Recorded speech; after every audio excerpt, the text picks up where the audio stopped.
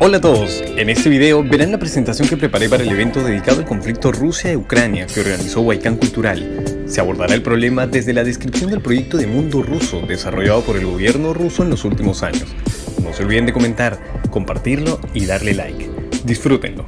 Hola a todos, muy buenas tardes, muchísimas gracias por la invitación. Gracias Guido, te mando un abrazo aquí a la distancia. Lamento no haber podido estar el día de hoy de manera directa, en vivo. Presencial quizás hubiera sido más complicado, pero al menos en vivo con ustedes. Otras labores me han demandado este tiempo. Sin embargo, agradezco la oportunidad que me brinda Guido en Huaycán Cultural de estar el día de hoy con Ramiro Escobar y con Daniel Mesa para tratar este tema súper novedoso, reciente, más que novedoso, de coyuntura internacional.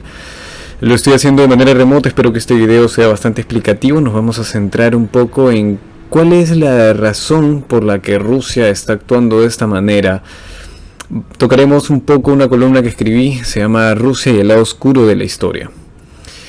¿Qué está sucediendo actualmente en el territorio ruso con Ucrania? Como pueden ver aquí en las imágenes, vemos tropas rusas desplegadas en la ciudad de Kiev, edificios civiles destruidos, una gran cantidad de personas que están migrando, que están saliendo de Ucrania, refugiados que se están yendo a Hungría, a Polonia, y que pues requieren de ayuda humanitaria, de atención. De pronto se han visto en la necesidad de salir de sus casas, de salir de su país.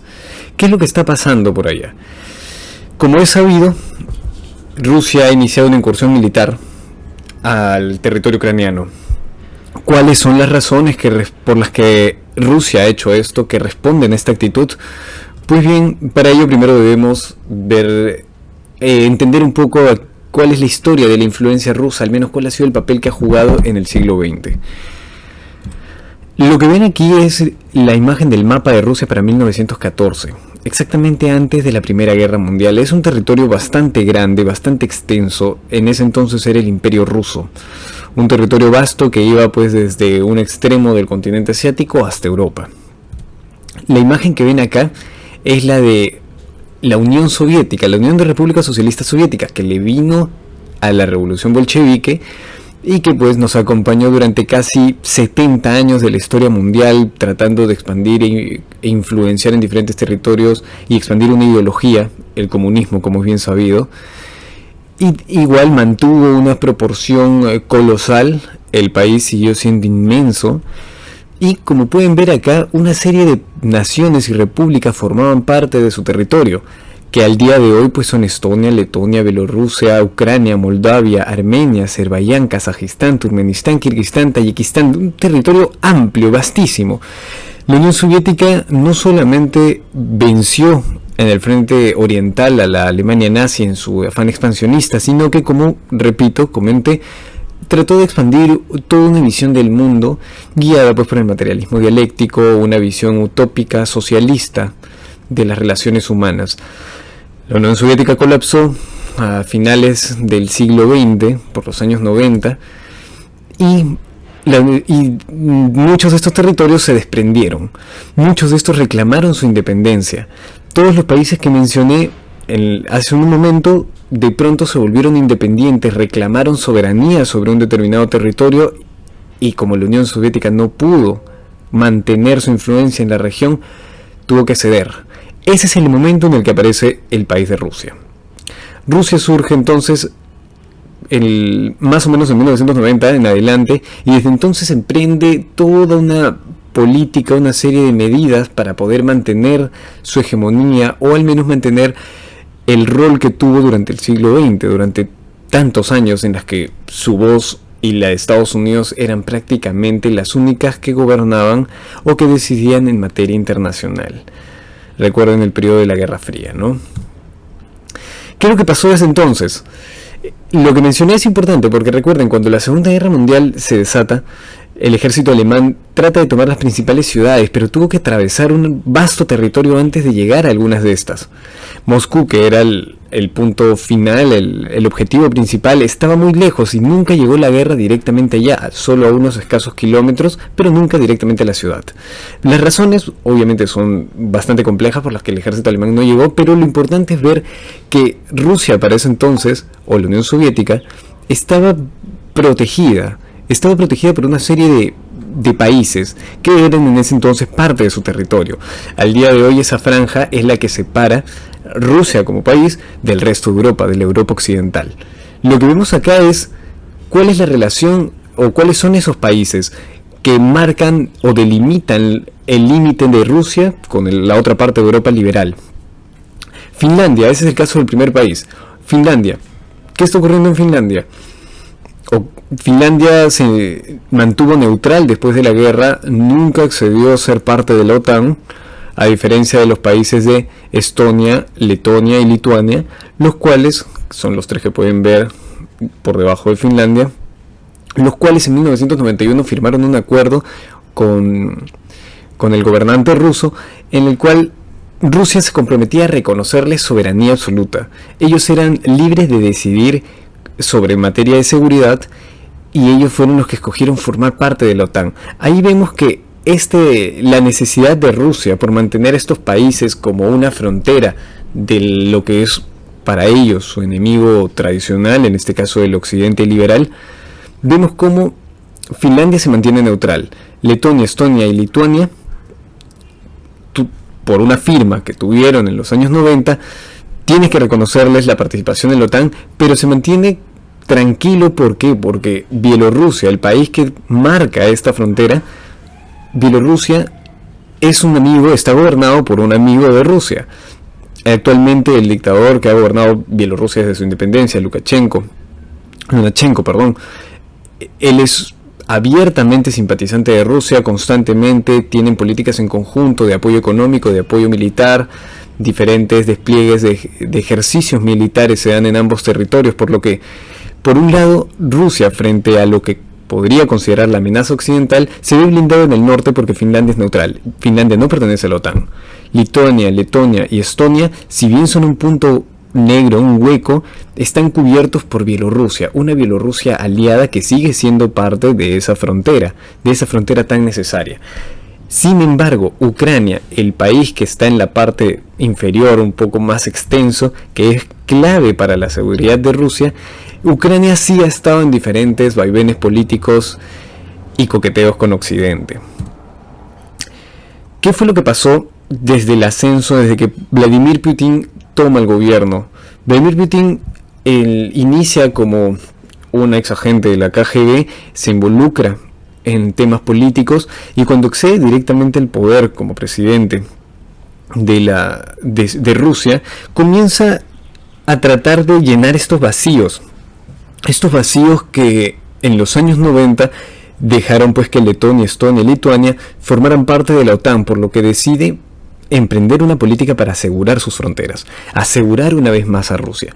Las banderas que ven acá son de los países Tayikistán, en la parte inferior, Kirguistán y en la superior pues Kazajistán. Tres países claves en la frontera más oriental de Rusia con los que desde el gobierno, desde que Putin ha tomado el poder, han tenido mejores relaciones tanto económicas, concesiones de deudas, mayor exportación de recursos e incluso algunas pequeñas incursiones militares para favorecer y apoyar a los gobernantes de turno que son amigos de Rusia.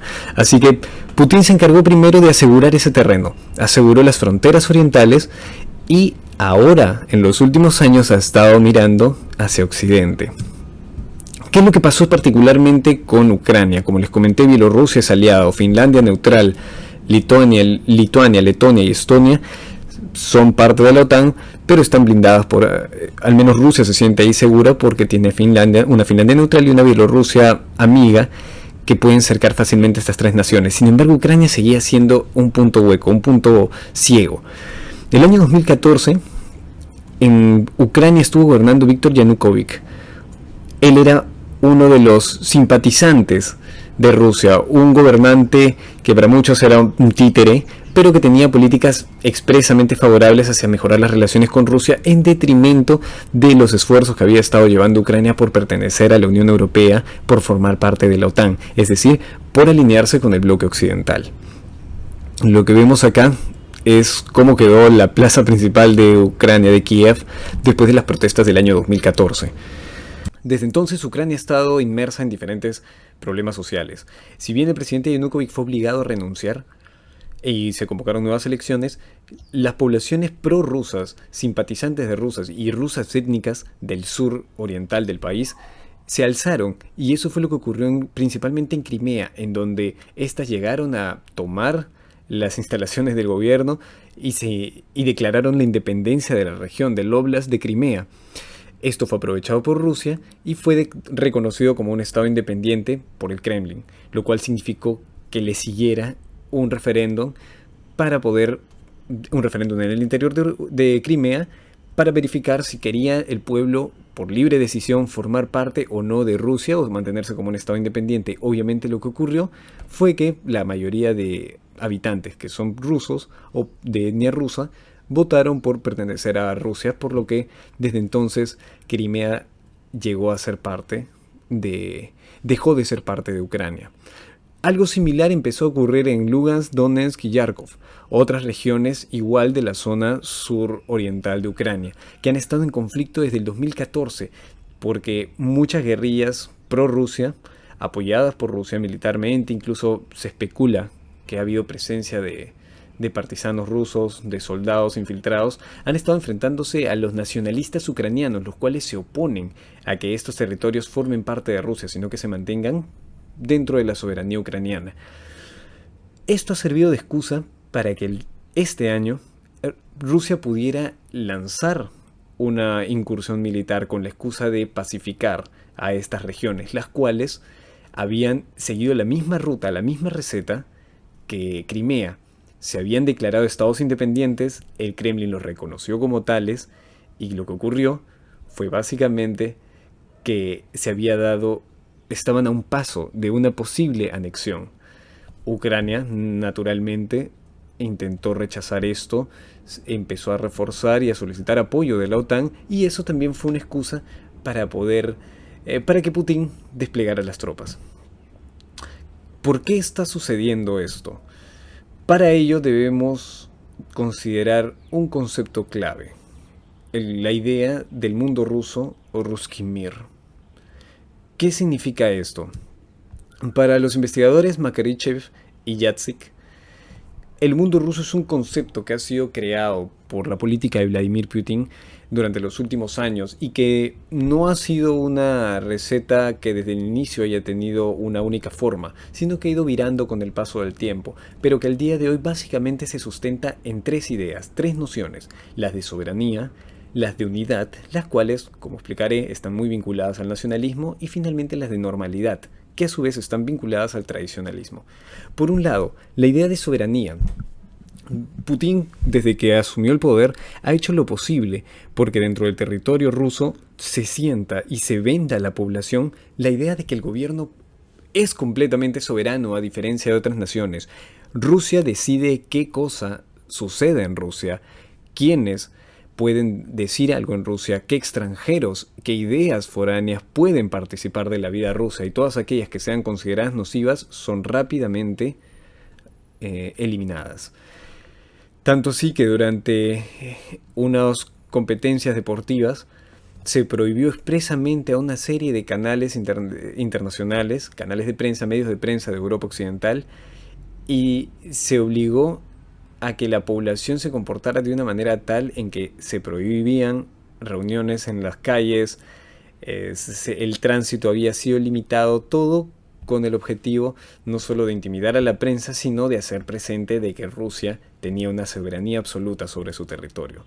Despliegue de ejércitos, despliegue de armamento, cancelación de proyectos, prohibición de ONGs, prohibición de algunos cultos religiosos como los Testigos de Jehová. Todas estas son políticas que ha llevado a cabo Putin para dejar en claro de que Rusia es el único que puede mandar en Rusia. Esa es la primera idea, la de soberanía, brindarle seguridad a la gente. Entre comillas, ¿no? Seguridad de que el gobierno está en todos lados y se hace lo que el gobierno decida. El segundo criterio del mundo ruso es la unidad. La unidad o nacionalismo. Este concepto, esta parte del concepto del mundo ruso sí evolucionó. En un inicio estuvo íntimamente vinculado al etnonacionalismo. Se vinculó al nacionalismo ruso a la etnia rusa.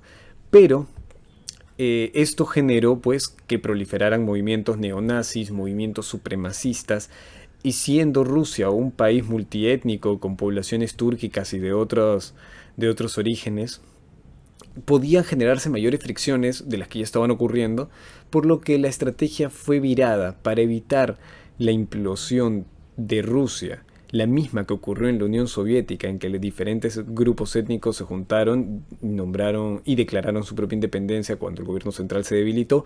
Para evitar este posible escenario, Putin lo que hizo fue redefinir el concepto de identidad nacional. Se abandonó la idea de un Estado monoétnico para abrazar, sí, la idea multiétnica del espacio ruso, de la población rusa, pero basándose en que es ruso todo aquello, todo aquel ciudadano, aquel espacio que adopte la cultura rusa, que viva como viven los rusos, y la cultura rusa, reconociendo que la cultura rusa es producto de los rusos étnicos. Originalmente ellos desarrollaron esta visión civilizatoria, la cual fue expandida, fue extendida a diferentes grupos étnicos y que el día de hoy conforman Rusia. Esta jugada, esta movida fue clave para poder tratar de mantener unificados a diferentes etnias dentro de una misma lengua, una misma tradición cultural, una misma visión de sociedad. Este es el mito unificador de la población, el cual está también vinculado al mito moral, ¿no? A la idea, a un canon moral necesario para poder mantener la visión de mundo, de civilización que Rusia quiere que quiere mostrar. El tercer punto dentro del mundo ruso es la normalidad o tradicionalismo. Rusia se considera al día de hoy el último bastión de la europeidad. Rusia se opone abiertamente al liberalismo occidental, el cual critica, considera nefasto. ¿Por qué? Porque este liberalismo es el que ha invitado a muchos países a olvidar sus verdaderas raíces, a olvidar sus orígenes, a olvidar su tradición cristiana, a superar muchas de sus visiones convencionales de familia, de matrimonio, incluso de relaciones de pareja. Por lo que Rusia ha hecho una alianza, o el gobierno de Putin ha hecho una alianza bastante fuerte con la Iglesia Ortodoxa, la cual goza de muchos beneficios. Inclusive hay algunas políticas en contra de la crítica hacia la Iglesia Ortodoxa, ya lo veremos más adelante. Por lo que Rusia lo que trata es salvaguardar las tradiciones morales de una sociedad netamente cristiana. Y así es como se configura el tercer pilar del mundo ruso. El mundo ruso entonces es un mito, una política desarrollada por Vladimir Putin para poder dejar en claro que Rusia por un lado es autónoma, Rusia está unida y no solo por una etnia, sino que tiene una visión de civilización la cual debe mantenerse, debe resguardarse y representa lo último que queda de Europa. Ahora, esta es la visión que tiene Rusia en su interior y que intenta dar a conocer también al exterior, pero todavía no explicamos por qué es que Rusia ha actuado de esta forma, por qué es que ha desplegado todos estos ejércitos en territorio ucraniano. Pues bien, ahí tenemos que considerar dos variables adicionales. Rusia, para el mundo internacional, para el resto del mundo, trata de venderse de dos maneras. Por un lado, demostrar que es el encargado de preservar la unidad cultural y la civilización rusa, la cual explicamos, el mundo ruso es una visión bastante interna, y por el otro lado, dejar en claro que sigue siendo una potencia global, que puede jugar a igual nivel que Estados Unidos y China. Ya se está hablando sobre una posible guerra fría entre Estados Unidos y China. Algunos dicen que solo es a nivel comercial, competitivo de tecnologías y ciencia, que difícilmente pueda escalar en algo más allá, pero Rusia no se quiere quedar atrás. Rusia quiere ser el tercer jugador. Él quiere formar parte de esta confrontación de civilizaciones, el bloque occidental contra el bloque asiático, pero en este caso Putin quiere representar, como bien se dijo, la tercera parte, ¿no? El bloque europeo, la identidad europea, para poner el tablero un poco en condiciones de igual a igual. Y obviamente de esa manera continuar pues la gran influencia que tuvo cuando era el Imperio Ruso, cuando fue la Unión Soviética, y que tras el colapso de la Unión Soviética simplemente esa influencia se vio bastante mermada. Ahora, el título de la ponencia o de esta pequeña charla tenía que ver con Rusia vinculado al lado oscuro de la historia. ¿Por qué Rusia estaría del lado oscuro de la historia? ¿Qué podríamos entender por el lado oscuro de la historia? Pues bien, si existiera una manera pues, de identificar ciertos pasajes, personajes, eventos de la historia que han sido nefastos, en ese paquete podríamos, o todas estas ocurrencias podríamos denominarlas el lado oscuro de la historia, esos pasajes que no quisiéramos recordar, que no quisiéramos que se repitan. ¿Por qué Rusia estaría o estaría haciendo lo posible porque las páginas que escriba puedan estar dentro de de este grupo? Pues básicamente por cuatro razones, ¿no? Muy vinculadas a su visión del mundo ruso. Por un lado, la ausencia de valores democráticos. En Rusia, hace poco, el año pasado para ser más exactos, se le otorgó a Putin la posibilidad de que se pueda reelegir un par de veces más, con lo cual se podría extender su gobierno a muchos años, 10 años más aproximadamente. La población rusa, hay una gran parte descontenta, otra que sí apoya, pero es obvio que en Rusia no hay una democracia tal cual, al menos no como las conocemos en Occidente. Esto está vinculado a la escasa o las limitadas protestas, la limitada libertad de opinión, de conciencia que existe en el país. Durante el inicio de las acciones bélicas en Ucrania, 1.600 personas salieron a protestar en Moscú. Las 1.600 fueron detenidas. ¿Por qué? Por subversión. No se puede, como mencioné, criticar al gobierno, a la Iglesia Ortodoxa. Se puede ir a la cárcel por el simple hecho de ofender la libertad de credo de muchas otras de las personas y con ello la noción de religiosidad de Rusia, es decir, a la Iglesia Ortodoxa. Se ha prohibido diferentes cultos, como los testigos de Jehová están completamente prohibidos en el país por suponer un peligro para la sociedad, para el orden público, así como también fueron prohibidos que otras iglesias diferentes, es decir, evangélicos diferentes a la Iglesia Ortodoxa, puedan predicar la palabra en las calles. Deben hacerlo única y exclusivamente en sus templos. Por lo que vemos que no solamente no hay democracia, sino tampoco hay libertad de expresión. Ahora, a ello se suman las políticas conservadoras anti-LGBT que afectan a algunas minorías. En este caso se han prohibido todo tipo de propaganda que pueda subvertir la idea tradicional de pareja, que pueda exponer a los niños a relaciones no convencionales, como ellos lo denominan. Por lo que también vemos ahí no solo cómo se afecta la decisión de los pueblos, la capacidad de expresión de los pueblos, sino a la misma sociedad y a algunas minorías al no dejar que ellas se expresen como lo deseen, ¿no? Y cuarto, ¿por qué estaría en el lado oscuro de la historia? Porque, como se dijo, representa el tradicionalismo en su forma más pura, y el tradicionalismo es un enfoque según el cual toda tradición o algunas tradiciones deben ser preservadas por el solo hecho de ser antiguas, lo cual es obviamente un error que conlleva a las sociedades a evitar que cuestionen estas tradiciones, que no evolucionen, porque no se trata de buscar las mejores de buscar de tomar mejores decisiones para beneficiar a todos, ni mucho menos de buscar la verdad. Cuando se es tradicionalista, lo único que se pretende es conservar, preservar y defender alguna institución social por el solo hecho de ser antigua y no porque ésta sea racional o realmente útil para todas las personas. Así que por estas cuatro razones yo diría que Rusia está dirigiéndose hacia el lado oscuro de la historia. Mi nombre es Piero Galloso, espero haber sido bastante breve con esta exposición y sobre todo dar a conocer algunos aspectos de cómo la misma Rusia se concibe como país, por qué ha tomado algunas de estas decisiones, por qué ha actuado de esta forma y que básicamente sirva para seguir evaluando cómo debemos nosotros comportarnos, cómo debemos actuar como individuos y después como países en escenarios en los que se supone que algunas naciones se sienten afectadas porque existe un choque de civilizaciones, existe un enfrentamiento de ideas, de formas de ver el mundo, y esperemos pues que se puedan siempre resolver de manera pacífica y no como actuaba en estos meses Rusia, o al menos en estos días, ¿no? Muchas gracias por el tiempo, muchas gracias por la oportunidad. Guido, te mando un fuerte abrazo a ti, Daniel. Muchas gracias a todos por haber estado escuchando. Qué pena que no haya podido estar, pero en otra ocasión de todas maneras podríamos continuar con esta u otras charlas. Hasta luego. Gracias por haber visto el video. No te olvides de suscribirte, darle like y compartirlo para más contenido sobre ciencia, filosofía y tecnología desde un enfoque humanista secular. Hasta la próxima.